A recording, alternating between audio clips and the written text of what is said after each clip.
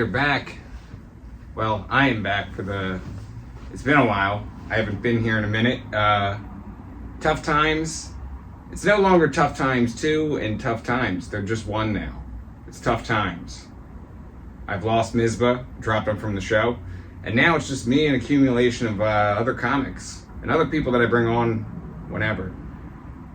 Joining me today is my first guest, Kirk Griffiths, everybody. Yo. Kirk, thanks for coming on, man. Yeah, man. Yeah, appreciate it. Yeah, first guest post Melee. I didn't even know we were starting. I didn't know tough times were happening. He just sat down and went right into I know, right? It just kind of just like pops right in. It's just like, it comes right up on you. Yeah, I suppose so. We were talking about seating arrangements. You just plop down.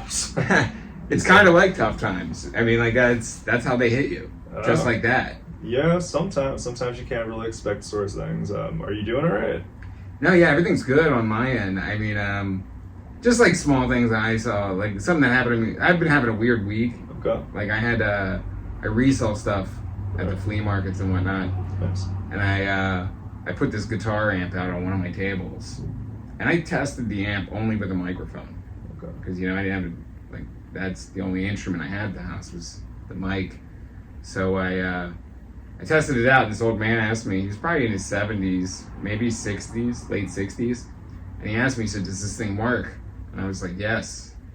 I tested it with a microphone. Not sure if it works with the guitar. And the old man was like, okay, well, what do you want for it? And I was like, $20. And he was like, I don't know. I was like, well, what do you want it for? And he was like, 10. Okay. So I was like, okay, as is for $10. You're game for it. Yeah. 50% off. Yeah. That's what you got to do with these flea markets. You got to just slice and dice those prices. Like anything I put on that table, I'm ready to take $1 for it usually. Oh, wow. Yeah. And if it's like a kid asking for it, I usually just give it to them. Damn. All right. Yeah. It's a wild business model. Yeah. A lot of businessmen will go against it. But anyway, this old man, he buys this thing for $10, walks off. And by the way, it's like 4 a.m. in the morning. Yeah. It's open early, or it opens up at 4 a.m. Is this I don't know if you're allowed to reveal spots or anything. I'm assuming you are. Jake's Flea Market in Bartow, PA. Bartow. Oh, okay. So it's like towards Valley, Perkionerville, like towards Reading a little bit. Okay. Yeah, they got a late night situation out there. It's ridiculous, man. Like these people start lining up at 3:30 in the morning to get in there. Yeah, getting their amps. Yeah. And so the old man leaves, and like an hour goes by, and he comes back, and he just goes, yeah, I tested the thing. It's not working. And I was like, wow, that's crazy. And he goes, well, where do you want me to put it? And I was like, wherever you want to put it. It's yours now. You bought it. Oh. And so he didn't like that. He was like, oh, that's how you're going to do me? Oh, no. And he lifted this amp above his head and threw it at me. At you? At Not me. just on the ground? No, yeah, he threw it at me. But he was old and weak. And he couldn't get the power out to get it to me. So it landed like a few feet in front of me. Huh. It was a pretty big amp. And I was just like, man. And I just snapped it and lost my cool. I was like, listen here, old man. You ever throw an amp at me again? That'll be the last thing you ever throw in your life. He just walked off. In a fit of rage, you throw him $10. I wanted to give him his money back, but he just went about it all wrong. Yeah. Like, it was just like, I was like, hey man, kind of bought it as is. How do I know you didn't go over there and just blow it out? That's true. It's just like a weird thing. And like, afterwards, this old lady comes up to me. She's like, you need a coffee or anything? Like, I can see why that would be a rough start to a week. I've never had an amp thrown at me like that before. It definitely, some people consider the start of the week on a Monday. For me, it's like kind of like a Sunday. It's like I wake up early, go to these flea markets early Sunday morning.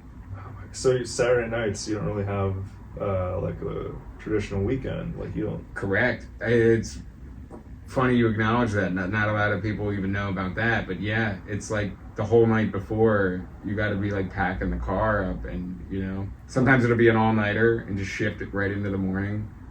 And it's always in Bartow, or you always? It's always in Bartow. That one is, but there's other ones like all over America, I guess, that are similar to like the style. You show up at like 3 a.m.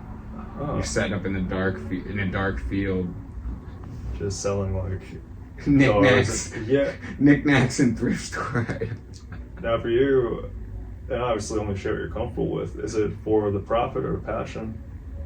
I mean, it's obvious. It's mainly for the profit, but deep down, the passion is also there, because it's like I sit there and I'm like, man, like, this is just a wild world out here. It's just like, you know, I work a normal job too, so it's like when you get that normal job check, might be like $600-700 or something a week or whatever you're getting paid, but then you go to the flea market and you're like, I spent 6 hours here, sometimes less, sometimes 3, and I'll make like 500 to 1,000, and it'll be in cash, and you'll be like, wow, this was crazy. Like, I just did that in 3 hours, what I did in a week.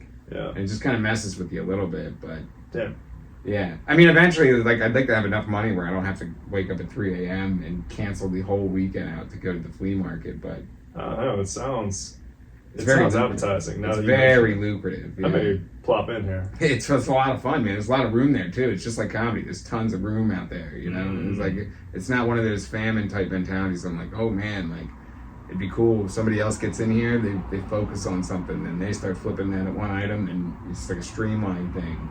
Because you build connections with these people, strangers all over, that buy certain things. Like, I got this guy, Andre, shout out to Andre. What up, Andre? I don't know if he even watches this, but if he does, he gets the shout out. All right. He buys like parts laptops from me. Oh. I'll get these parts laptops from a guy I know, cheap. He'll sell me like a couple bins of parts laptops, like laptops that are like kind of broken, and he doesn't want to deal with them. And then I'll call Andre up, and Andre will come by, and he'll just be like, what do you want for these? And I'll be like, well, you know, what do you want to pay? You know, I try to do it fair with him, because I'm like, yeah, I want to make a good connect with you, and I want to be like kicking you these laptops every time I get them. So I've sold him like laptop.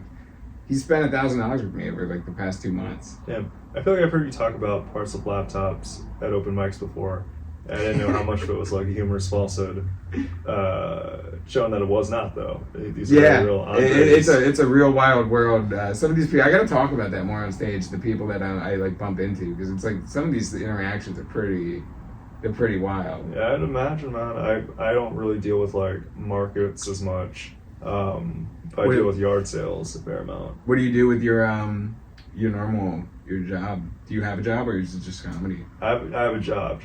I tend to like keep it like on the down low though. Yeah, I mean, most of these comics, they don't even, or most of the viewers at home here. Most of these hoes out here. Yeah, most of these people, they think that like that's all we do is comedy. But it's like, no. Well, some of us, you know, they break through, but then some of us are like, we're trapped in that work world.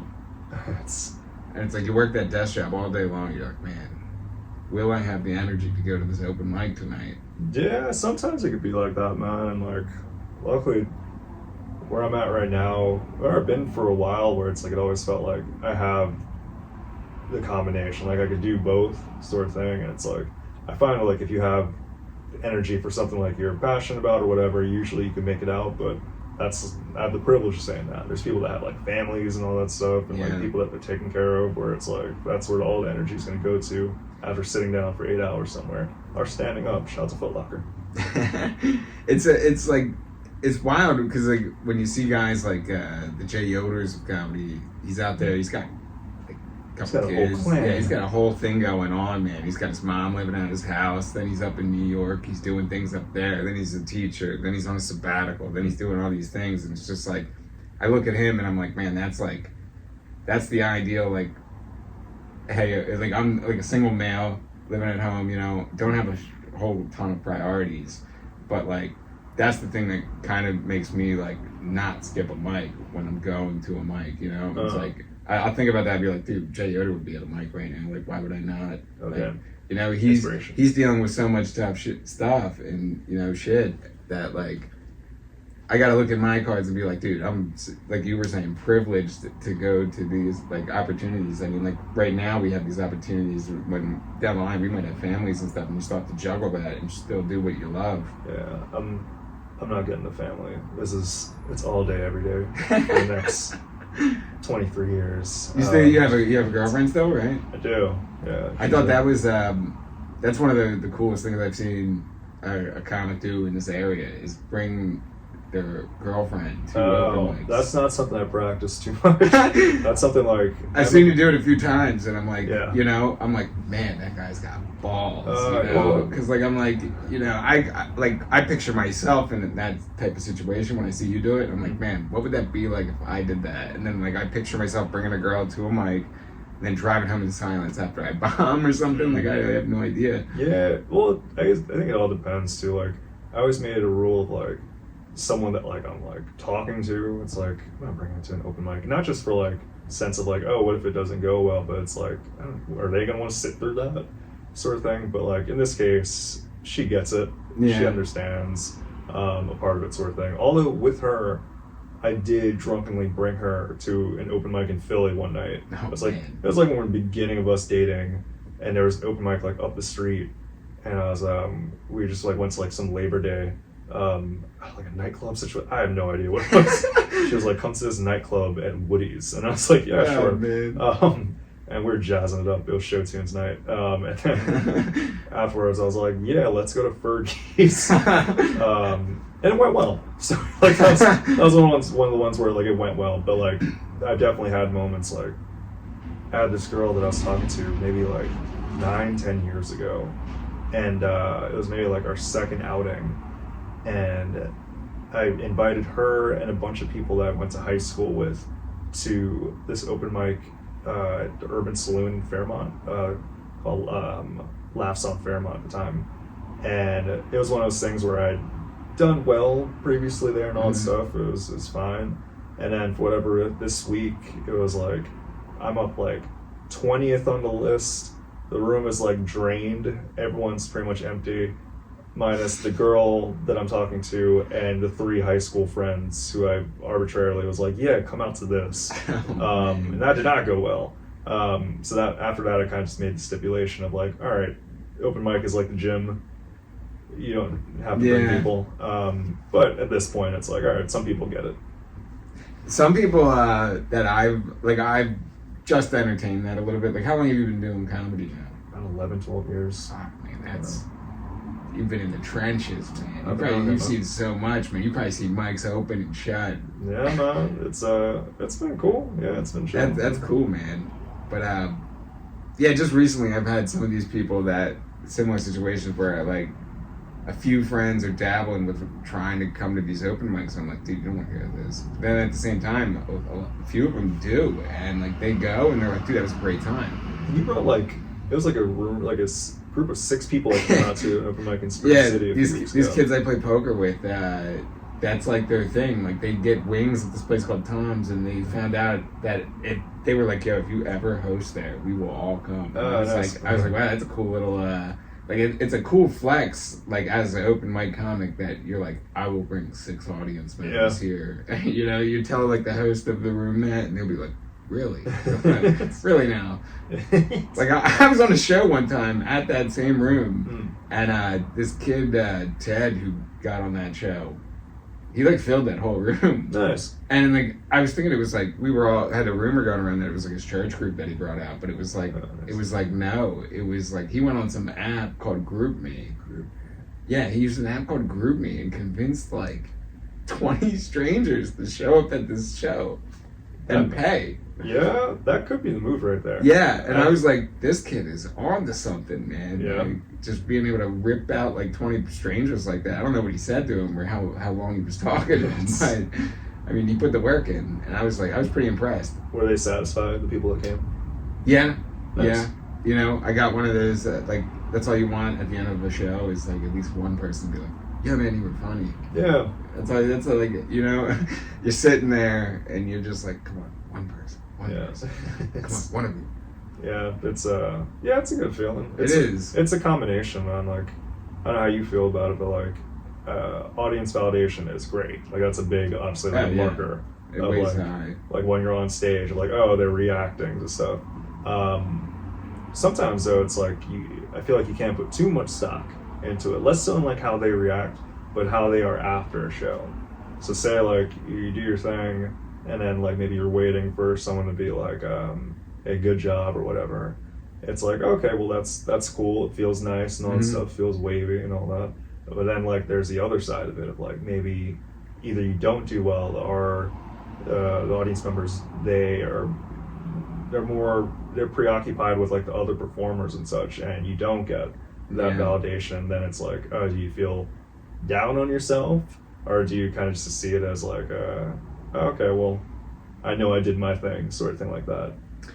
Yeah, that's an interesting way to look at that. I mean, sometimes I look at it like, I did my thing, and then sometimes I'm like, could I have done? I'll go back and listen to it and see like what I could have done. But I mean, I don't really necessarily need that audience validation specifically, because sometimes you get the false validation that like is like, you got to be wary of that too. It's like you don't want the pity one where somebody in the audience feels bad for you and then they come up to you and say, hey man, you were really funny. Because like, I mean, that's happened maybe some earlier times in my career that I was able to like notice. I was like, there's no way I had a good show. Right. Here. Like, what are you talking about? Or at least they can mean it and it just feels that way. Yeah, they're very true.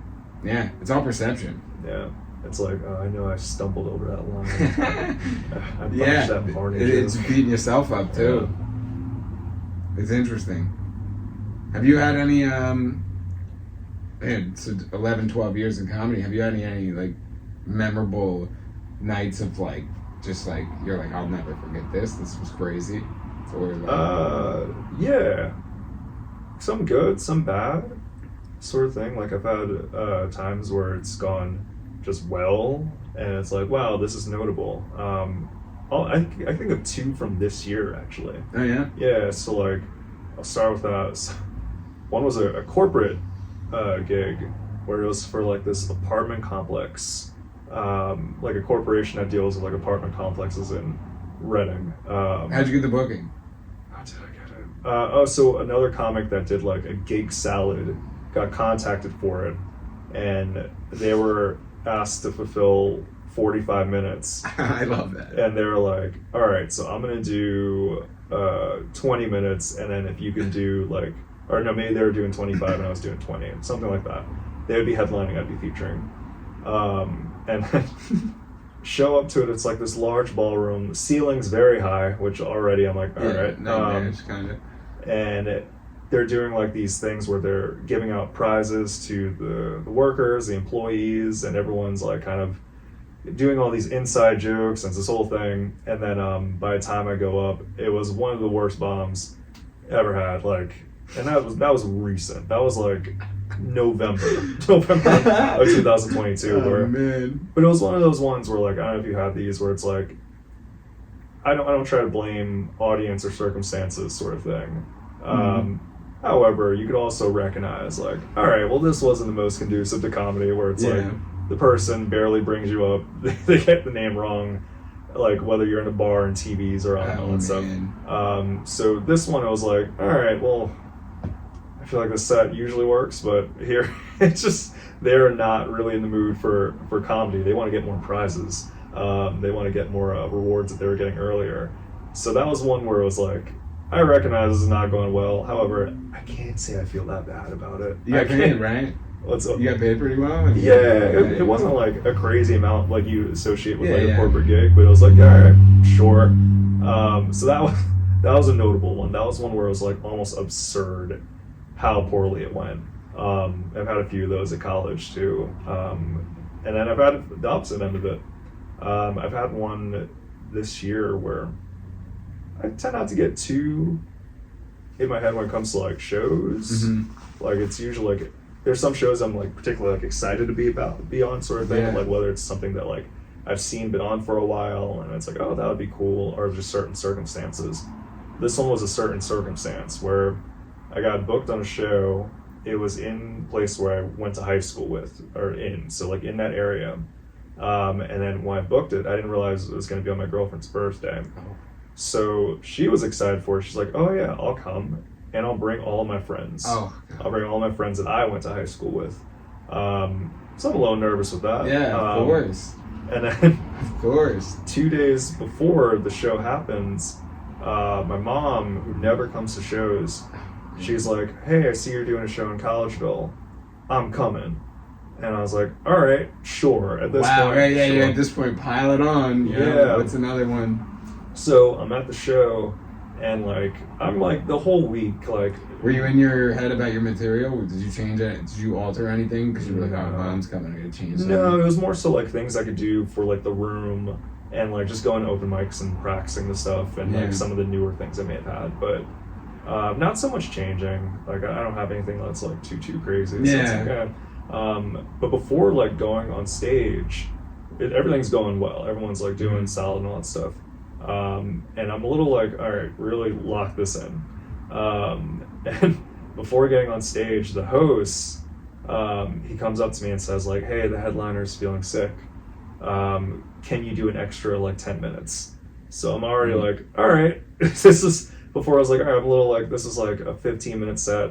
All right, now add stuff to make it a 25-minute set sort of thing. And this is like minutes before getting on stage. Yeah, that was one where it was like, oh man, this is like, it feels high stake. Granted, in the large scheme, not really that low. It's funny that you say that too, because like, I mean, one of my first big gigs like that, it felt really high stakes, but it wasn't. It was just like, dude, you know, you got a small opportunity there. Like some VFW asked me to do. Nice. They asked me to do an hour.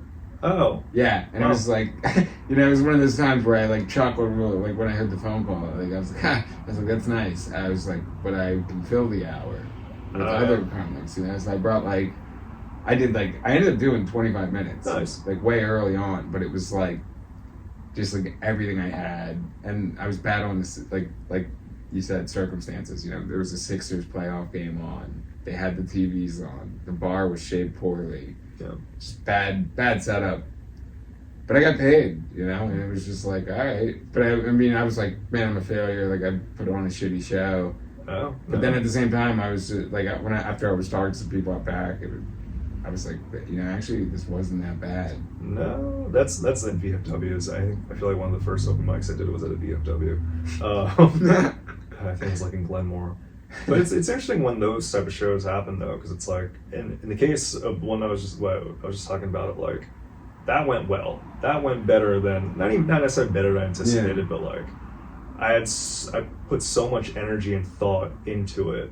Although in large scheme wasn't that big of a deal, but I put so much thought into it where it's like almost my brain had no choice but for it to go like supremely, sort of thing. So that was one where I'll look back at it now and be like, oh yeah, that was a win. Where it's like a big moment in comedy for you. You think? I would say like it's weird because it's up there of like in terms of like I've had like ones where it's like maybe it's like more people in the audiences are like kind of like what you call like traditional opportunities, whatever. But that was one where it's like, all right, these are people that are pretty important to your life right now, and you're showcasing yourself in something that you put a lot of work in recreationally. This is not something that you have to do. And to pull it off and it go the way that it did, it was one where it's like, all right, if maybe not the biggest moment in comedy, but in terms of like most prideful moment in comedy, it's up there for me. That's a good drive home. It was good. Yeah. It was on our birthday too, so we danced. Yeah, that's good shit, man. It was nice. Yeah, to even kill it on our birthday too. Damn, imagine like the flip side. Oh yeah. The flip side. My mom never comes out to shows. She just sees me stuttering through 20 minutes.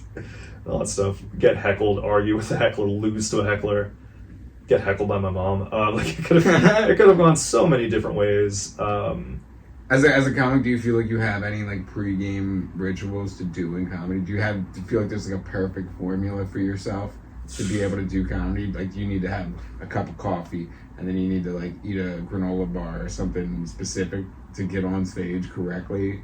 Yeah, I go on subreddits. I look up all the dirty goon stuff and edge myself. No, but that's a ridiculous thing. No, I do a lot of shadow kicking. It's weird. I think that's the truthful answer. I do a lot of shadow kicking though, so there's a lot of shadow boxing. I don't really box that much though, but I do kick. So I do a lot of shadow kicking. A lot of times, like I'll rap to myself. Mainly look over notes and all that stuff. But like when it's like I have everything locked in, and it's like, all right, get the body moving and all that stuff, I will shadow kick. That's nice. Yeah, I always like think of. I've been like still wearing. I mean, I'm 4.5 years in, maybe almost 5. Nice. Very good. But I mean, it's just like I'm still still trying to figure out what that perfect formula for myself is to get on stage. Even if I don't even know if there's necessarily one or not. I mean, it's just like, it's just you'll get a different set at different moments of however I am at that time, I guess. What is there one that stands out to you that you find that you've been gravitating to more and more? Like whether it's like look over notes or like talk to a positive friend? There's something that I've noticed that I don't like to do. I'm like pretty good at identifying the stuff I don't like to do. It's like when I put a set list together and I say I want to like do these 5 or 6 things, I don't like to do it robotically, in the sense of like, 1, 2, 3, 4, 5, 6, like a machine almost. It's just like you gotta flow. You have to have a flow when you're doing something like that. Like you can't just like spit it and then spit it and spit it. It's kind of got to go together a little bit for me to make it make sense for me. I think I follow. Yeah. I just want to make sure. So it's like when you're actually going over the notes, you don't want it to be like in a routine order like every time sort of thing. Like, I don't want it to sound like it's something that I've rehearsed when I go on stage. Like there was a specific moment at Philly's Funniest maybe like a year or 2 ago that I was there and I was running through a set. It was the same exact set I had done the year prior. The year prior, I had murdered that set. I felt like I had done really well. I just felt really good about it, and the video was great. And then I went out there and I was like, that set was good enough to get me through, I think. So then I went back, did the same set. But it was like, it came on, and like halfway through that set, I had a realization as I was doing the set that I was like, that guy's not with me, that guy's not with me, that guy's not with me. I was just like pointing out people in the crowd in my head and saying these people aren't with me, but you have to finish the set now because like you've already started it, buddy. And it was just like, where you could recognize that. Yeah, I was able to recognize that it was like they were recognizing that I was pulling off a con. It's like almost like it was like, because like I do consider comedy like a form of like con artistry. Trickery. Yeah, and it's like highest form. It's the highest form of con artistry. I think it's like a magic you're trick. Selling words. Yeah. Like there's nothing really too special about it. Like I don't have a beat or anything behind me. It's just words. Yeah, I can see it in some ways that, man. Like I always wonder with those audience members because like I've had situations like that where it's like I could recognize like okay, I'm not me if not necessarily robotic. I recognize that I don't really feel a conviction in the words I'm saying, and I'm saying it because this is what I'm saying for like the purposes of doing this set. Yeah. And you can sometimes like see audience members and sense that they're not really with it. I always wonder though, like can they pick up if it's like, oh, can they know like, oh, like is he on autopilot or is it just because you're being not necessarily your most authentic or raw self and that makes them tune out without them fully recognizing that you're on autopilot? That part I was never too sure about. Yeah, it's very interesting because, like, as a comedian yourself, it's tough to put yourself almost in the shoes of just a plain audience member who doesn't want to do stand-up. Yeah. Like somebody who just doesn't have any intentions of ever grabbing a microphone. Somebody that just wants to go there and enjoy themselves and laugh. Because, a couple of friends that I brought to these open mics that I've told in the past that, like, yo, you'll hate this. Like, it's because I've been to, like, a couple hundred open mics and I've sat through 20 to 30 comics sometimes a night, but like they go there and they really enjoy that and embrace that, and I'm like, wow, like you guys enjoyed the bad parts and the good parts. Like me, I'm like, man, I heard this guy tell this joke like 35 times. Right, it's a little more special from the atmosphere. Yeah, it's like a little bit different for them, and they're like, whoa, this was fun. Like I want to do this all the time, and I was like, whoa, that's interesting. Do you find that do you go to I feel like I know the answer to this for one of them at least. Like, do you find yourself going to whether it be open mics or shows that you're not necessarily on, or maybe an open mic that, for whatever reason, you're like, I don't know, I'm not really performing tonight. I was gonna say I knew the answer because I feel like you were at a show just last week that you weren't on, but you were just there to watch, sort of thing. Yeah. And I think that's a cool thing that could give you some perspective of like, oh, I'm not on this. I'm here just like whether it's just to be entertained or just see that perspective. I really felt like I got more out of that than the microphone we were at before that. Oh, in what way? just in the sense of just like you're watching people hone their craft at a little bit of a different level, and you're like, I'm learning a little bit more here than I am at that mic I was just at. Yeah. Because like you're watching audience members, you're watching everybody, you're watching the room, you're watching what's happening, and you just get to see it, and you're just like, you know, this here is almost as equally as beneficial as a bad microphone, or even sometimes in the case it's just like even the connections and the hangs with some of the, like those comics that you don't see all the time. You know, you're like, you bump into some of them, you're like, there's a great hang here. Yeah, just kind of absorbing it all. Just absorbing it, just being in that comedy scene. So my buddy Alan and I, we talk about this a lot of like, say you're at a show and the host taps you on the shoulder. It's like, Ryan, you want to do a guest spot? But you didn't have it in mind that you were going to do a guest spot. In what situation, like say if you're like, before I even elaborate further, what do you think you do in those situations in most times? It's very funny that you bring that up because I do think about that oftentimes. Yeah. It's like, hey, if I go to this show, right, what if they do throw you a guest spot? And in the back of my head, I'm always thinking to myself, like, well, I'm going to go to, like, night of a show, I'd say, I'm like, oh, this looks like a good show, I'm going to go to this. I do think to myself, I'm like, well, hey, man, if they do ask you to do, like, 5 up front, kind of have it ready. But, I mean, you know, kind of have it ready. It's like, it's sitting in the back pocket just in case, because you don't want to be, like, the comic that goes to these shows and like, somebody's like, hey, man, you want to do 5? And you're like, oh, no. Because, like, I'd rather get thrown to the wolves with no material ready. And, like, I honestly would fuck up the show. You know, it sounds sick and selfish, but, you know, I wouldn't be opposed to fucking up the show. It's like, hey, this guy wanted me to do 5. I'm going up here and I'm going to give him the 5 that I have right now. Yeah. You know? I don't think there's any wrong answer to that, but, like... I don't think I would go to a show without having the thought of potentially getting a 5. There's like always that, like, I don't know if you saw Oppenheimer. No, not yet. No spoilers though. No, yeah, there's no spoiler here. She sold out left and right. Oh, it was crazy. Yeah, I bought my tickets 3 months ago and I just saw it last week or something like that. It's crazy as hell. But it's not a spoiler, but just in the sense of like creating a bomb, and he was like unsure, you know, 1%. He's like 1%, you know, chance that the world explodes here, and it's just like, you know, you're thinking to yourself, you're like, well, there's a 1% chance that I do a 5 minutes at this microphone, so I better have it ready in case somebody asks. But that's a great way of looking at perspective. Like, oh yeah, Oppenheimer, Korean bombs, where like, I really don't want to ruin the flow of this set in the back of a Mexican restaurant. Yeah, right. But I will fucking bomb this place out if I need to. I've been in situations where like I've gone to shows, sometimes with people, where it's like, oh, I'm looking to like entertain a friend. I'm not on the show. I just want to go and watch, sort of thing. And then it's in my head, I have it scripted of like, all right, this is what I'm going to say if they ask me. Of like, because I'll be like, what's the polite way of saying I don't want to do a guest spot? Sort of thing. Say like I'm there with like new friends or whatever like that. It's like, like I'm not in performance mode. But every time that's happened, it's I find just like instinctively I'm just like, yeah, I'll do it. And it's like the whole car ride I'm like, all right, so I'll say it this way, and then be like, oh, maybe next time, sort of thing. I'd love to be on it. But then I show like maybe a year ago or so where like they asked me this whole time, I was like, oh yeah, I'm definitely just gonna stand, watch them and hang out, not to worry about the anxieties of performing, just kind of just chill. And the minute they asked, I'm like, yes, I can do it, absolutely.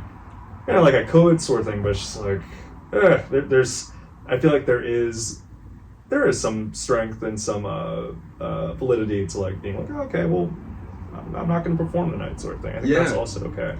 It's sometimes a bit harder to do though.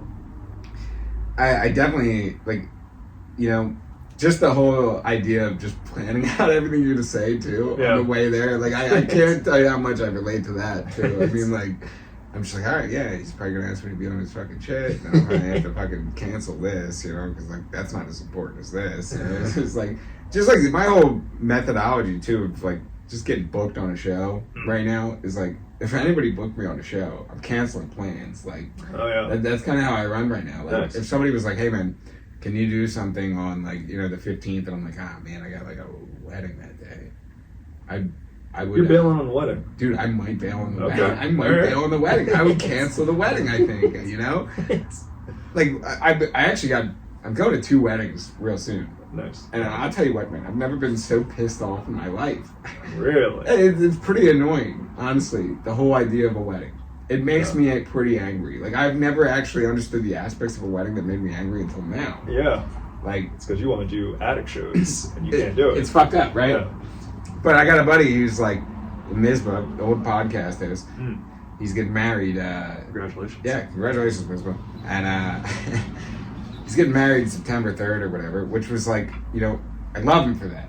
He picked a great day. It's the day before Labor Day. It's a Sunday. Yep. You have off the next day automatically. You True. don't have to put PTO in for any of that, right? I mean, Dorney Park, September 3rd. What up? That's pretty sick. Yeah. Dorney Park's a good time. I'm looking forward What's to your it. favorite roller coaster? You have one? I don't have a favorite roller coaster. I guess it'd be Steel Force. My Steel favorite Force. ride, That's Dominator. Dominator's a good one. Yeah, I'm That's gonna a good one. shoot Those are the top 2 there. It's gonna be It's a nice. good one. It's gonna be wavy. You fuck around and ride Talon too, you know? I forgot about Talon. Yeah, that was like a newer one when I was a kid. I was like, whoa, this is revolutionary. Steel Force, no loops, Talon, loops.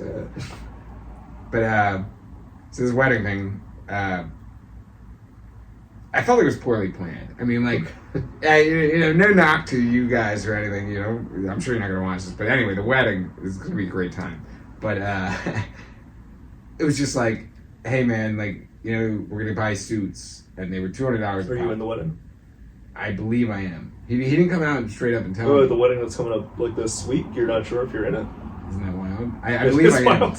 I believe I am. Okay. Yeah, but anyway, I got the suit or whatever. We bought suits. Okay. And we did it online. We measured each other, which was like, I knew that was going to be sketchy. Like, Mizba, I don't know if you're familiar with him. He's like much shorter than I am, but our measurements were like pretty close. Alright. So it didn't make a whole lot of sense. I was like, man, like, I don't know if my arms are like the same length as yours. Like, let's put our arms out. Like, we were doing this like weird thing in my apartment. Where we had our arms out, but You're all gonna be very, you're Yeah. dressed very whimsically. It's, and the suit was $200, so I get it. rental or buy? Buy Oh, buy that's donate. nice. It's good, right? But like, I get the suit in the mail, then it's blue, Oh, and I was like, oh, so I bought a blue suit, which is like okay again, but like if I'm buying a suit personally, I like it to be black. I like a black suit. all right. Yeah. Black suit is cool.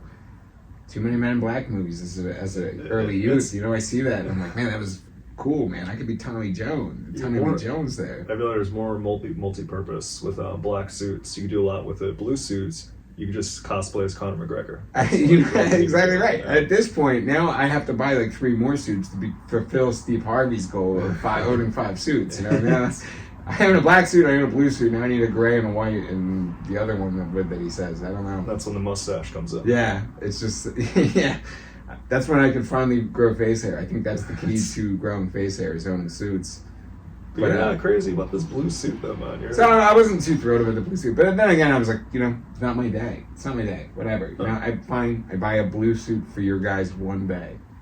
Yeah. Big problem with weddings, right there. Yeah. Like the whole idea that you have to force your friends and family.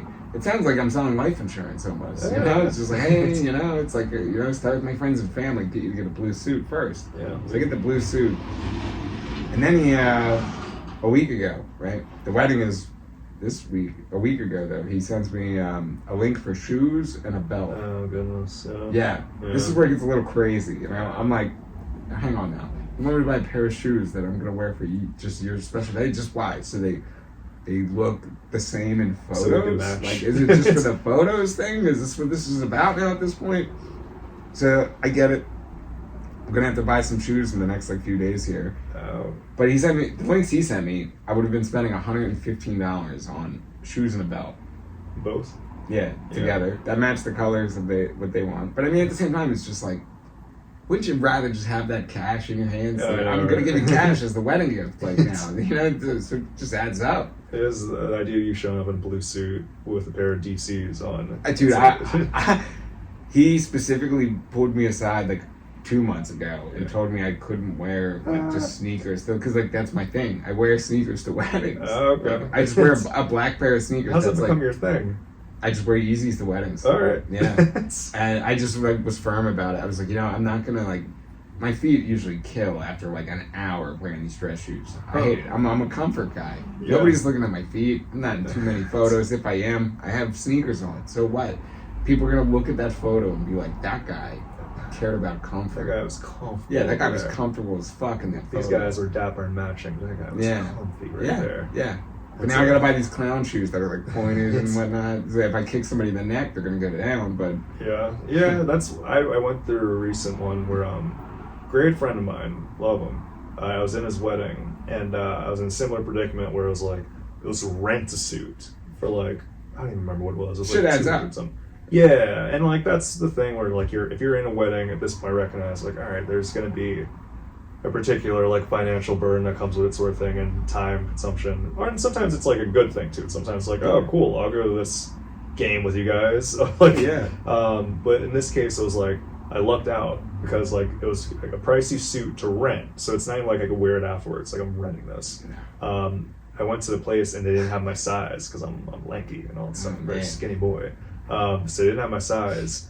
So what me and the groom did is that we looked around to find a suit that was somewhat matching in shade, as identical as possible, that I was able to buy, and it was half the price of the rental, and now I just have the suit that I could wear anytime. it's amazing. Yeah, You won. And I really felt that way. Yeah. Because I was a little like, this is because I had to get the belt and shoes too and all that stuff. Which I will say in your situation, like I have worn those shoes more than once now that I've had them. Yeah. You find opportunities of like. I mean, of course, once you spend $100 on it, you're gonna force yourself to wear them. You're like, I gotta like get these things out a little bit, so let them see the sun. You're gonna be up at Fergie's with Dude, shoes. I'm gonna be at open mics rocking these loafers that I bought for $100, and man, and here's the kicker too about the suit. So the suit was unhemmed when we got it in the mail, so I had to go get it hemmed. And he's telling me to go to some guy in Royersford. He'll do it for $19. Ooh. And I was like, oh, that seems like a deal. But then I was like, why would I drive all the way to Royersford to get my suit hemmed? There's a guy right down the street who does it. So I went down there, and in my opinion, the only thing that needed to be done here was the pants thing at the bottom there. He just needed to cuff that and fix it, and just sew it, I guess. And so he's telling me, he's like 19 for the pants down low. Then he said $40 for the waist. Huh. And I was like, what are you going to do on the waist that the belt's not going to do, man? Like the belt, that's what the belt is for, man. The belt, I'm buying this $30 belt to hold the waist together here. And you're telling me you're going to bring it in for $40. Why would I need the belt? It's like a trade-off. And then the suit jacket, he was like, yeah, the sleeves, that'd be another $40. And I was like, what are you doing with the sleeves, man? I was like, what are we doing here? I was like, they look pretty good. And he was just like, I was like, dude, just do the bottom pants. Like, I'm not doing the whole. So you're not doing the waist and sleeves. No, I'm going to go belt. And the only thing on the sleeve that I think that needs to be done, I'm not even sure if it needs to be done, there's a logo of the brand of the suit. I think I need to seam rip that off. Really? Yeah, I don't know. Do I leave that logo on? I thought most people leave it on. It's a patch logo. It's a weird logo. It's like the back of a t-shirt patch logo. Yeah. It's big. It just says their brand. I'm like, I'm not getting sponsored by you guys, am I? You guys gonna pay me over this thing? I almost got married. I was engaged for a while. I was in a very long relationship and was engaged, and it came close to the whole thing of like asking the bridal parties and the groom parties to do this and that. How do you hit the B button on that? What's that? How do you hit the B button on that? How do you get out of that? Oh, what's the B button? The B button, it's just like on the controller. Oh. You're like, fucking. That's the fun thing about the B button is that when you hit it, you get two whole families that are upset at you. It was. They're at the point where they're like trying to force it through just to like. Yeah, they want to party. We've come a long time. We're trying to party at this point. Yeah, they want to keep it shuffle, and I'm like, I'm shuffling out of here. When I came close, maybe too close to comfort, but it got closer and closer, and then I started recognizing more and more, like, man, kind of like autopilot. I'm like, I'm just doing this. Yeah. At this point, it's like really tap in. Am I doing this for sake of just kind of going through the routine? That's interesting. Or am I really tapping into like, am I looking at the audience and like tapping in the raw, unfiltered self? Yeah. I tapped into raw, unfiltered self, and it got scary. I was was like, go back in robot mode. Oh no. So yeah, it's just a matter of that, of just recognizing like, all right, for X, Y, and Z, this isn't the best move for me, sort of thing. So yeah, B button was there, and it didn't get to the point of buying the suits, deposit for the venue that was taken care of and all that stuff. I was able to help out with that, but yeah, my point is that like I felt like one of the big things too, not the deciding factor, but like I felt like at a certain point I was like, I'm putting kind of a burden on people, like asking them to do this and that, where it's like I wouldn't want to do that. I also agree, maybe if you are going to contribute, let's do it in a way that's going to be towards if you want to go on like a vacation or buy a house. But for having this like grand day, and no offense to your friend, I hope they have a phenomenal day. And it's right for a lot of people. I hope it's great too. Yeah, it's gonna be fun. Your long sleeves gonna be there shuffling away. Yeah, right. But yeah, I was like, I don't want to put that on them, sort of thing. And I feel a little bit of a guilt when I'm not necessarily in the headspace to even really want to do this. Sort of thing. So yeah, for people listening to this that are engaged, really think about what you're putting your friends to. Yeah, just think about it. Like the other one I'm going to, it's a flight, it's a destination. I can't believe I even accepted and agreed to go to this. Is people you're like cool with? It was a kid I thought I was like pretty good friends with growing up. I thought I was good friends, but then he invites me to his fucking wedding in San Diego, and he's like, "Hey man, it's gonna be $1,000 out of your pocket, you know, kind of thing." Yeah. It's pretty much what it was. Live in San Diego? Or? They live in San Diego. Oh, okay. So yeah, I mean, he grew up in this area, lives in San Diego now. But it's just like, hey man, when you're going through that invite list, just skip over me. Yeah. You know, I'll send you $50 to not have me do this, you know?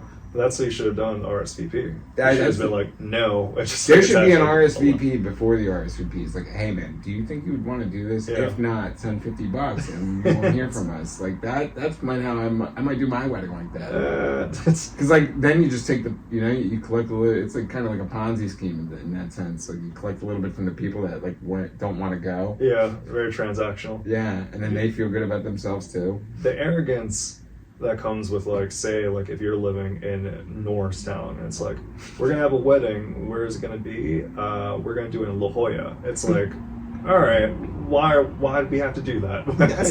I've never been to a destination wedding. I think it really depends on how close you are with this will be my last. I don't care how close I am with anyone down the line, man. I really don't.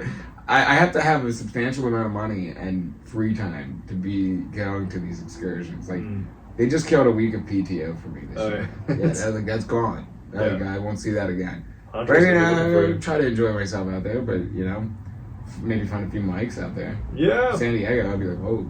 Yeah. West Coast mic to get a little taste of Philly, maybe. Shout out to Cash Comedy. That's, I did. Oh, yeah? I did a solo trip to San Diego, early 2022. Never really did anything like that before. Wow, I've been thinking about doing shit like that lately. Yeah, it was cool. It was one thing I've learned about it though. Is like it was great. Had a solid experience. Got on a comedy show and all that stuff. But after doing more trips, it's like I think I prefer going with people or at least a person. But it was really fun doing that. I think it's a cool single guy move. Like single guy, that's a cool move just to. Be a person that's like traveling and all that stuff. If I was real hip with the shit, I was like, man, if I was like on top of my shit, I would, you know, go to San Diego, go to this wedding, and then I would like, you know, hop back. I'd stop in Texas, I'd stop in a few other places on the way back, but I'm not hip with the shit of flying and all that yet. What do you mean by that, hip with the shit? I mean, I haven't flown in probably over 6 years now. Oh, okay. So now it's one of those things where it's like, oh man.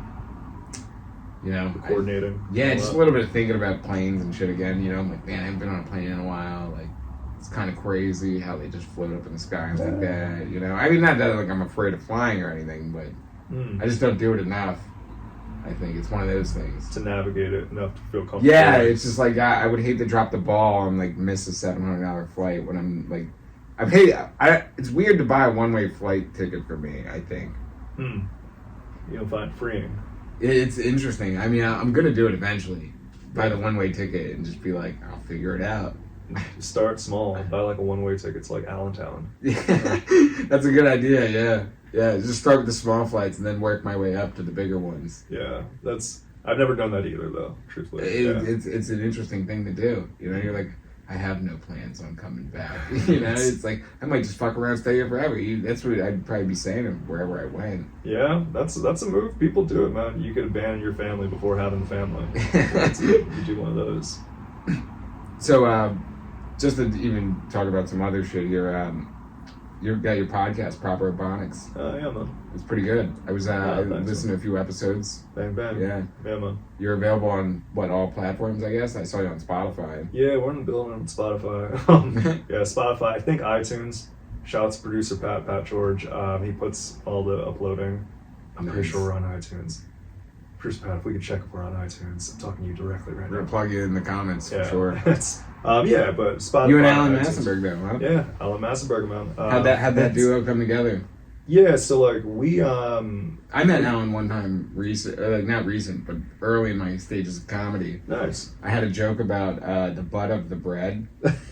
Yeah. Okay. And I thought I had the shit at the time, this joke. But then it was on my first Philly's Funniest. I did this joke about butt of the bread, and then Alan Massenberg was doing his Philly's Funniest. Bread, yeah. And then he went out and did the butt of the bread joke, and I was like, I will never do that joke again. I was like, I went home and threw that joke out. And whatnot, and then weeks later, I bumped into him at an open mic in the streets of Philly, and I was like, "Yo, man, I would never do that butt of the bread joke." Yeah, he murdered that shit and helium and all this shit, and he was like, yeah. You know, it was just a funny interaction. That's a solid joke. It was a solid joke, the one where he's with his daughter and all that, but that's good. Yeah, he's very funny, man. He's one of the people that we started. Not started together, but we met each other through the Reading Comedy Outlet. Mm-hmm. It was an open mic at a bowling alley in Reading, and he was living in Lancaster, and I was living at Kutztown at the time. And there was just a sea of comics that would come out through there, Kyle Neff, Pat George, Andy Melfreen, and all that. I always liked the style. I always thought he was funny, and he saw on my phone. At the time, my screensaver was Bill Cosby's mugshot, and from that, he always refers to that as being like, okay, I want to talk to this person. So yeah, that's funny. I always thought his style was cool, and then for 1 year, I think it was because we've been on for a few years now. It was a new year, and I was like, I never really do New Year's resolutions, but I knew that I wanted to do something different in comedy, just something new for me. And I was like, I think I'm going to do a podcast. I'm going to try that out. Which is funny to think about, I want to bring something new to the table. Podcast. But the original idea was for it to be kind of I have random guests on that weren't comics. I like to speak to people that I find interesting. So that's literally what was the Tough Times premise. Yeah. Way back in the day, it was bring on these people that are just random strangers. I was telling my dad about this. He was like, "You gotta get the Trash Man on." Yeah. It's probably crazy shit. You know? I was like, "Yeah, it's a pretty good idea." Just booking the. I was like, "You keep working, son. You know, you might have your job as a producer, Dad. You know, you may figure it out." That's not bad. But that idea eventually morphed into it'd be cool to have someone to bounce ideas off of, and I was just I was thinking of who would be cool, who would I enjoy talking to for an hour or so, and I was like, I think Alan and I, we have a lot of similarities but a lot of differences, just in terms of our comedy and but also how we grew up, with a lot of their similarities there. I remember I was like, Alan, I'm going to call you in about 5 minutes. And then, I went to my girlfriend at the time's car and, called him up. And, he was immediately game for it. You pitched him the show? You were like, this is and you had the name all ironed out and everything? No, that was a whole thing with the name. Yeah. And then the intro song, too. How'd that come about? Is that you in the beginning? That says, Proper Ebonics. Yeah. That is me, yeah.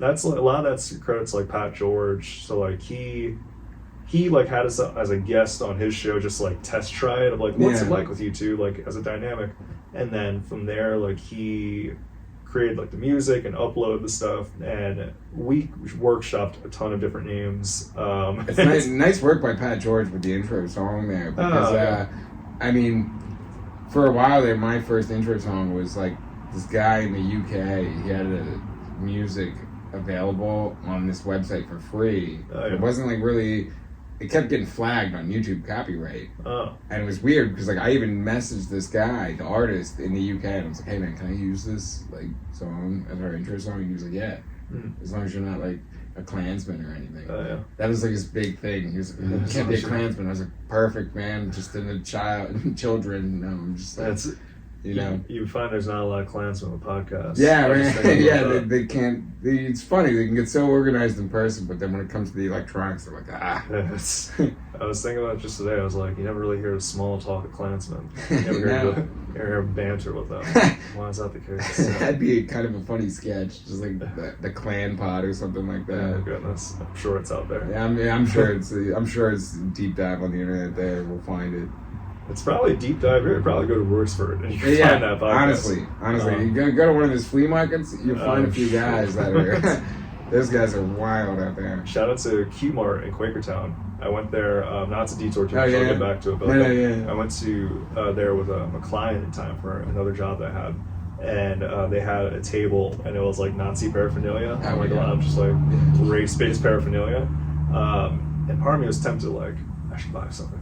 But then I was like, one, I'm with a client, so that's dicey as is. But also, like, who knows what they're gonna do? Who knows if like they're like just collectors or if they have like these, they have some of these beliefs or whatever. So I didn't. But Dude, in my opinion, a lot of those guys are just straight racist. It's pretty insane. I'm sure. Like, I'll never forget the one morning. It was like 2 years ago. I was set up at a flea market, and I put stuff out on my table, and I go over to this one guy's table. He had like a Rolls Royce parking only sign there, and I was interested in it because it was heavy, and it was a very interesting sign. I had never seen one before.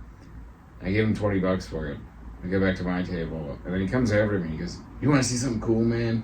I was like, "What do you got for me, man?" And he was like, he put out a newspaper article of a black dude getting hanged from a tree, and I was just like, what the fuck is wrong with He you? just wanted to show you that. I that wanted was to the cool rock thing. this old man in the face. I was like, "Dude, are you okay, dude? You came up to me and said you want to see something cool. Like, are you sick? Like, Yeah. it's just like are you like?" I was just like, man, like, dude, what the fuck? Like, I just wanted to rock this guy. That's a wild preference. Yeah, You want to see something. I was like so many questions in my head at that moment. I was like, bro, like, what do you think? I'm a racist or something? Like, you just assuming I'm a racist or something? Like, what is wrong with you? Why would you even? Like, You gotta break him off one of those. Like, now, do you want? I was like mad I bought the sign from the guy. I was like mad I gave the guy Oh, $20. yeah. I was like, this guy's got my money. Like, what the man. fuck? Damn, you may have profited. I know. You may have helped this guy out. Yeah, I like helped this guy in his cause or whatever the fuck he was doing. He's out there doing some cool things right now with that money. He's at Home Depot buying some cool supplies. That's- But back to the thing about the pod.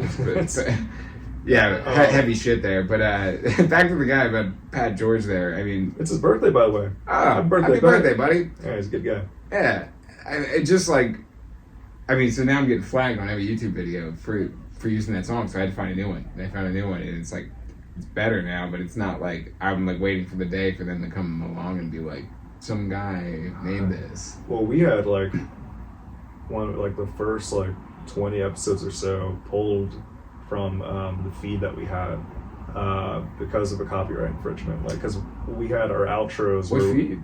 I believe it was Spotify. We had a few different episodes. We had 2 different times where episodes were pulled. There was like a time where like our producer time. I won't give any names. Although cool guy, he's the best. But like, I guess he wasn't like doing something great with like the money towards the fee that we were supposed to do, and like it ended up getting pulled. And then there's another time where originally we had outro songs where it was just songs. It'd be like a prayer. That's so awesome now. Yeah. You know, isn't it awesome though to have like a sick outro song that like some artist makes? You're like, man. Yeah, no, it's definitely fun. enhances the episode. And it's fun to pick out too. But then It then is. we started getting flagged for it, and luckily Pat was able to pick up on it. So we now he just made an outro song instead, so we don't have to worry about it. It's crazy that some people get away with it though. Yeah, Like, I mean, there's like, stipulations. yeah, it's so weird. I've been trying to like learn like what you can and can't get away with when you're doing things. Like, if I was to stream me watching a movie, I can't like movies are weird. You could show the movie, but you have to be talking over the movie. Yeah. every so often, I believe. But then, like, if you were to do a stream of live sports, can't show the sports, but you could show yourself. Huh. You can only show yourself. You could have the audio in the back, but you have to kind of be talking over this audio. Yeah, I feel like there's a few where it's like you could. I know for like UFC, you can't show the footage at all. You could show like a very grained version of it, but you have to have it very small and like talk over it. And I feel like for music, there's some stipulation where it has to be less than 20 seconds of the song. But also, I don't know. Yeah. This is why Brewster Pat's the best. Yeah, it's very interesting. Never had to work with that. Yeah. Yeah, but yeah, man, we enjoy it. It's something we do regularly, and it's kind of a cool thing. Which I don't know How frequent do you guys drop episodes and whatnot? Like every 2 weeks. We try to aim for every 2 weeks. You guys are pretty consistent though. Yeah. I find that consistency is pretty key with this kind of stuff. Yeah. Like I noticed that my viewership grew substantially when I was being consistent. Right. Yeah, that one, like, we try to, and we're pretty good with it. But there's times where, like, it just doesn't, between coordinating with three peoples. You got a lot of stuff going on. Yeah, so, like, sometimes it doesn't, but, like, it's a good workshop for us mentally of, like, getting out comedy ideas and, like, just hitting on different topics. And sometimes we'll be able to flesh things out, whether it be bits afterwards or just truthfully, just for mental health wise. Yeah. It's nice just catching up with my friend. It's nice, it's nice, like, on Saturday mornings, like, okay, have this time, chop it up with Alan, and then go about my day. That was what I noticed too with just I mean, like, I shot 54 episodes of the podcast with my friend Mr. there, and when we stopped shooting, he told me he could only shoot like once a month or like once every other month, and I was like, you know, it sucks. I mean, like, obviously we don't have a show then, man, you know. But then I started sitting there, and a month went by, and then another month went by, and I was like, dude, this sucks. Yeah. Like, this sucks. Like, I want to do the podcast still, but like, I remember hearing Joey Diaz and Rogan talking on an episode one day saying that there was always going to be one person in that pod that wants to do it more than the other person. Yeah. And eventually that day had come, and it was just like, why would I let that, what I like to die because he doesn't like doing it? You know, it's just like, gotta figure it out and make it work still. That's interesting. Way to like see relationships. Yeah. That's like, luckily we haven't really like, we've been, I don't know, I guess, I don't know, it's, we have a good pod relationship. I think he was kind of like foot out of the door on comedy too. Oh, okay. So that kind of didn't really help it. Yeah. You know, it was kind of finding it a little hard to relate with like the scene and whatnot, I guess, in that sense. And he does stuff mainly like in like the Chester County, Montgomery County area. Yeah, he was for a little bit. He doesn't really do comedy as much anymore. Okay. From what I see, he said he would come back to comedy when he makes $1 million. That's what he said. Oh, yeah. So I was like, okay, that's a goal. Oh yeah. There you go, man. Nice. Unfortunately, I'm like a crack addict, and I gotta like be at the open mic regardless if I have $1 million around. Yeah. I love it too much. It's a cool thing when you think about it, of like even just from a social aspect. And I'm not the one, and not knocking anyone that does, but like I'm not necessarily one to be like go to open mics just to hang, sort of thing like that, or like go to shows just to hang. People do, and that's cool, and I think it actually it's valid in a lot of ways. But like when you think of when we leave like a high school, or if you choose to go to college and leave college, you don't really have that large network of availability to meet new people as an adult. I agree. So when you have something like a comedy, it shakes shit up.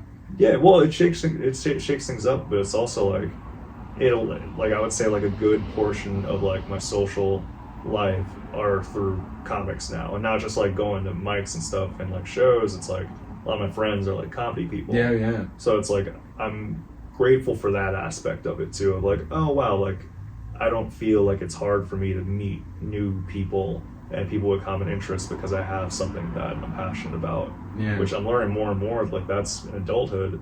We talk about like time consumption with like energy in your jobs and all that. Like that's not a thing for a lot of people.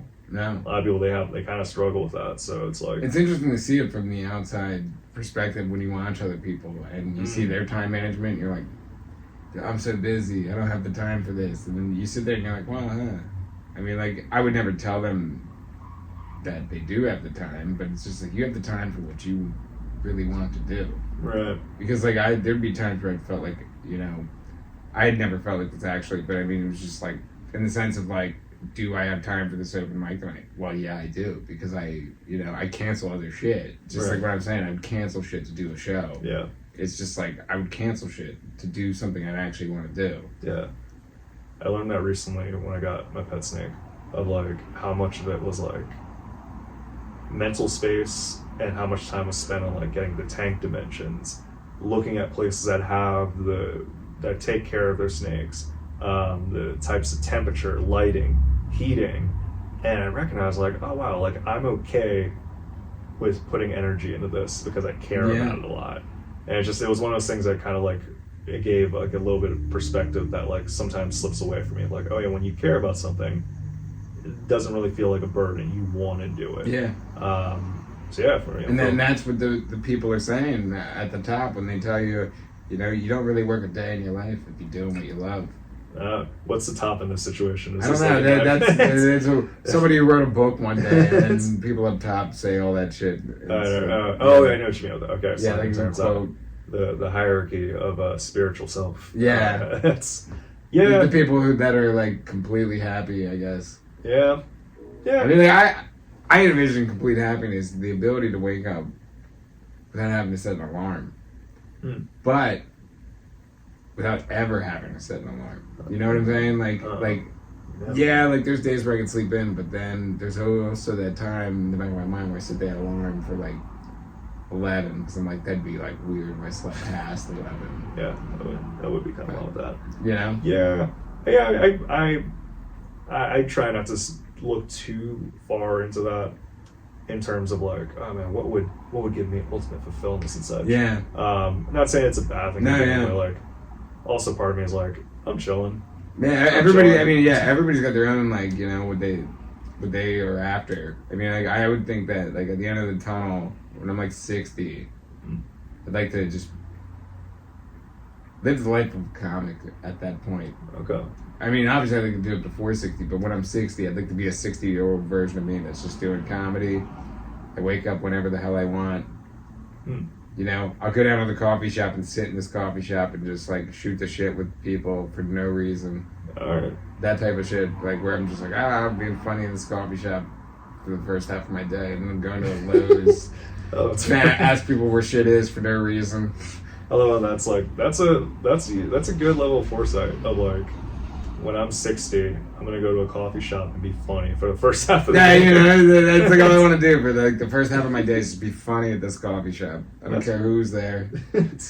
Somebody's sitting there at a table, they look miserable because they're fucking where, like, 30 years ago, it's like you look at them and you're like, man, that guy looks miserable. How can I change this guy's attitude?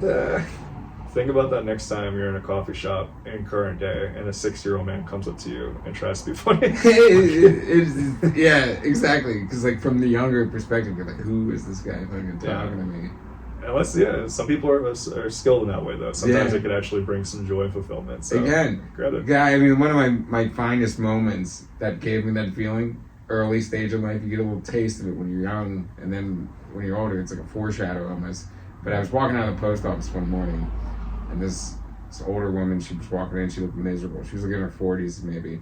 She looked miserable. And I just looked at her and I was like, why don't you just fucking smile a little bit, That's what I said to her. And this lady's smile on her face just was massive after that. She was like, she's like, you got it, all right, And it was so funny because like this was at 9 a.m. in the morning, right? And I'm dropping packages off at 9 a.m. And then 4 p.m. rolls around. I had a few more packages I had to get drop off. I go back to this post office.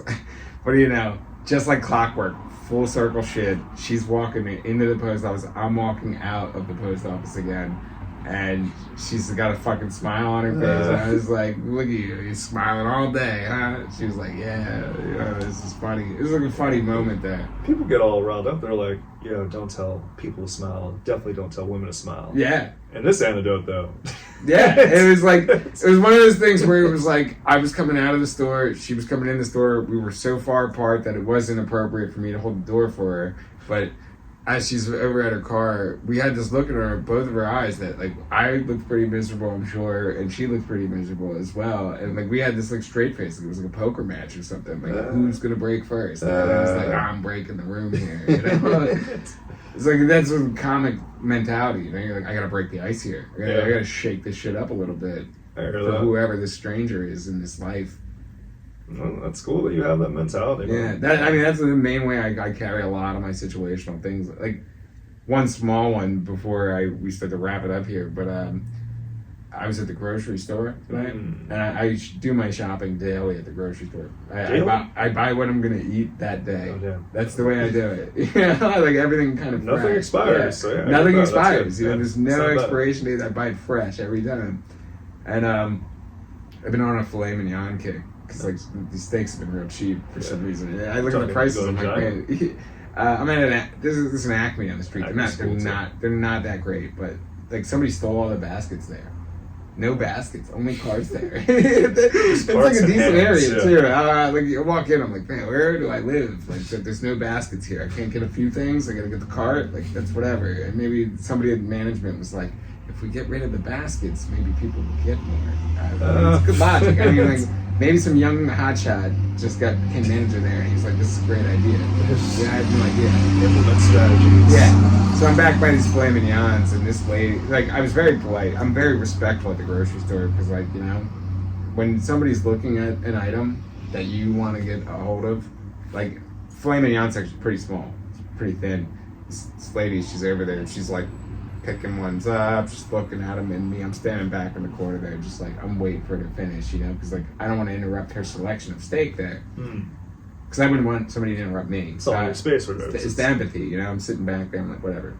So, I'm eyeing a few that you can't see at the top, like, they're way up top there. I'm like, I know how it works in the store. It's like, they put the new ones in the back, so the old ones sell first. So you always grab the ones in the back. And, it's funny, after a few minutes, she kind of like, I guess decided she wasn't going to get steak, and she scooted down a little bit, and I walk up, and I just, right up top, I grabbed this one at the top, and she was just like, you see, you have an advantage. She's like, you're taller, you can get the best cuts of meat up there. And I was like, would you like this? And she just looked at me and was like, no, I don't want it. And I was like, damn, the meat I've selected is not to her standards. She was just that was her breaking the rule. Yeah, right, that's what I said to her though. I was like, is the meat I've selected not of standard to what you would eat? And she was just like, well, no. You gotta grab them when you see them. And then that was the end of the conversation there, but I was just confused on like, I was like, you make that comment like you wanted this steak, but then I offer it to you and you were like, no. And it made me sketched about eating it, but I mean, I still ate it.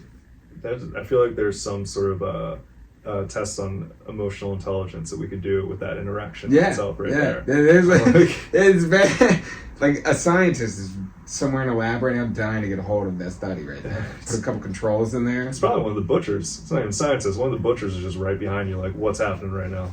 So it's funny you say that. I go to the butcher afterwards. The butcher's standing over there. She's over there, and I said, you know, because I just recommended these kebabs, the old lady that was over there by there. I was like, I've been eating the kebabs and the fillets. I'm alternating. And she's like, oh, those are good? I was like, yeah, they're pretty good. And I go over to this other lady. I saw some kebabs. The butcher's over there. And she's got these fresh kebabs in the window there. And I said, what's the deal with these kebabs? Like, you know, I grill them and then the juices from the uncooked beef, do they seep into the vegetables? Do I get sick if I eat the vegetables on these kebabs? And she was like, you know, I wanted the same thing. And I was like, fuck, the butcher doesn't even know, you know? And she's like, I throw them in a saute pan so it like, kind of cooks everything. And I was like, that's a good idea. I was like, I was eating these chicken kebabs the other night and I cooked them with the veggies and shit on the grill. And I was just, the whole time, I was eating them like I was on the show Survivor. I was like picking everything apart. Like I was unsure if this thing was cooked all the way. I ate a piece of like pepper. I was like, did this suck up the juices from the raw chicken? Am I going to get really sick from this? It's an erotic thought. It's a valid thought. But also, though, like, if it's being grilled, it's just like the juices on the meat. Like, if it's being cooked, it's cooked juice. So it gets sucked up by the vegetable. That's what you would think. I think that is what I think. Like, I mean, that makes it's what it is. I believe. I hope so. I would hope so. Like, I mean, me, I won't be eating kebabs for the next really? little while. Yeah, I mean, yeah, it's a shame. I love kebabs too, but it's just like, and the butcher too. She turned me off the stores on meat too. She was she's like, the meats here are like the best cuts. She's like, you better off with that filet in your cart already. I was like, man, you're pushing me off the meat in the store? I was like, that's pretty wild. She was like, just cook it all separate. And I was like, yeah, that's like, why are they making kebabs? It's like, somebody's obviously figured it out at their house. Damn, that's like, whenever you go to a shop and they kind of like, they're anti-establishment within the establishment. Ah, dude, it's wild, like, right? It's like, why are you giving me this information? Yeah. You didn't give them this information over there. Dude, I was at a Best Buy, like, kind of pandemic-ish. I think we're it almost feels like pandemic-ish. For yeah, it was kind of going down a little bit. Like, not everyone had a mask on in the store, and nobody was required it. No. So, I was going there for a webcam. I was like, I'm going to buy a $150 webcam. I'm going to stream myself playing video games, and I'm going to make millions. It didn't work out that great right away. It could still work out. It's still leaving the door open. UFC 5 is coming out soon. I love... I've been playing this Who Wants to Be a Millionaire, and people come in and just watch me play that. Like a video version of it? Yeah, like the game. And I'm like trying to win a million, and people are in the comments like, it's A, it's A, it's A, hit A. And I'm like, it's B, man. I hit B and I'm wrong. Oh. Yeah, it's wild. But I don't know what the fuck I was just saying. Oh, you're talking about your Best Buy, buying this, you're balling out. Dude, so I'm going to get this camera, and there's like a young male working at this Best Buy. He's probably the same age as me, and I was like, what's the difference between these two cameras? And he was like, that one's in stock and this one's not. I was like, so that one's cheaper? And he was like, yeah. I was like, so you guys don't have that in stock? I was like, can I get the store model? Like the one that's like right here? And he was just like, honestly, man, you could just take it. I was like, dude, what? I was like, what are you saying right now? He's like, you could just steal it. Nobody's going to stop you. I was like, bro, come on. Like, I was like, one, you're talking to the wrong guy right now. Like, you're tempting me. Like, do I just take this and no one's going to stop me? I was like, that's theft. And he was like, yeah, but I'm not calling anyone. And I was just like, the temptation was there, and I just went and bought the camera. I bought the thing anyway. That sounds like a setup. Dude, it sounded like, I was like, dude, you fuckers have been dying to get me. Like, yeah. What do you mean? I'm going to walk out of here with a $150 webcam and you guys, no one's going to say anything? He's not going to vouch for you if they catch you. I was like, why do you even work here, man? Why aren't you just fucking stealing shit and selling it? Like, what are you doing? That may be what he's doing. It was definitely a small dilemma I thought about. I thought about it for a split second. I was like, I could just steal this. Yeah. He's right. I was like, what am I doing? I was like, who is stopping me? And I was like, well, you know, probably theft. Probably not the best, you know. That is a bonkers situation right there. The temptation was there though, like you were saying, like the employee, he's just like, you know, a sleeper cell inside of the company, and he's ready to take the company down from the inside. Like higher ups at Best Buy, they'd be pissed if they heard this kid was doing this. I think I would be prone to something like that if it was like at a Firestone, where it was like if there was some like undercover rogue employee that was like, yeah, we'll throw this in, but I'm not going to charge you. The extra windshields, I'm not going to charge you. That's the one where I'd be like, all right, well, you seem to. Then it's like, then I'd be like, oh, is the car not going to work now and all that stuff. Yeah, and maybe it's like some new reverse psychology shit they're trying on people that steal. They were like, this guy looks like he steals. I'm going to tell him he can steal, and he won't steal. I wouldn't be surprised. They got a psychology fucking professor working over at the Best Buy corporate, you know? They're just like, listen, why don't you just tell them they can steal? And then nobody will do it. That would probably increase. So like, what do you think? I can't afford this, buddy? Get the fuck out of here. I'm going to pay for this. Damn. Well, apparently it worked, so good on that psychologist. Yeah, he definitely got me. I was driving home, like, in silence, like, wow, I could have been a criminal. Could have been a criminal today, could have been the day. Damn. That's probably how it happens, honestly. Like, you know, some employees like, just fucking take it, dude. Yeah, it's life of crime after that. That could be how it is, man. I'm glad that you didn't delve into the life of crime yet. You know, I always leave that door open, though. It's the doors. You know, I'm waiting for that old lady with a purse just walking down the street. I'm like, this could be the one. Oh, my God. Oh, man. Old ladies are some there's a few out here and all that stuff, man. It's a nice area, by the way. It's a nice area. Yeah, man. It's yeah, it's cool. It's yeah, you like living out here? It's convenient. You get to the city still, right? Yeah, that part's nice. Like I said, when you came before, it was just my roommate and I, and then like he moved out, and things kind of worked out where things are okay here. So yeah, I'm chilling. Cool. Yeah, man. You got anything coming up? Yeah, man. Like I said, I'll be in Doherty Park this Sunday, September 3rd. You're gonna ride Steel Force. You know where to find them. Yeah, man. I don't know when this will come out. But I'm gonna try to drop it for this weekend. Oh, I'll cool. have it out by Friday at the latest. Nice. Should have it out by then. Heck yeah. Yeah, man, I'm around. I'll be opening for Brittany Carney on September 13th at Steel nice. Stacks. Nice. Wisecrackers, Mohegan Sun. So if you're in the Poconos. Ooh, it's a fun casino. I used to had a gambling excursion up there in college. Yeah. Yeah, it's near Bloomsburg a little bit. Yeah, no, it's not far. I've never actually did the machines or anything like that, but They're on. There's an episode of Undercover Boss based on that casino. Really? Yeah, it's pretty interesting to watch. I'm gonna watch it too. Yeah, it's like, I walked by there. I was like, type shit like that. Damn, I haven't actually watched that yet. It is pretty fun. It is fun. That's on the 22nd and 23rd, and yeah, if this happens to come out before September 2nd, stop by Soul Joel's, Alan Massenberg, my podcast partner. He's recording his comedy album, so yeah, I saw that. I think I might actually try to make my way out to that. it's gonna be fun, man. It's gonna be a good time, man. Yeah, it's gonna be a good one. Yeah. But yeah, beyond that, man, I'm always around. I'm out in these streets. And then you got the podcast every 2 weeks or so. You Yeah, know what I'm man. saying? Proper Ebonics. Proper Check it out. Ebonics, Instagram, the real Kathy Griffin. We'll plug some stuff. Yeah, but we're gonna plug everything that you need down in the comments below. Thanks for watching.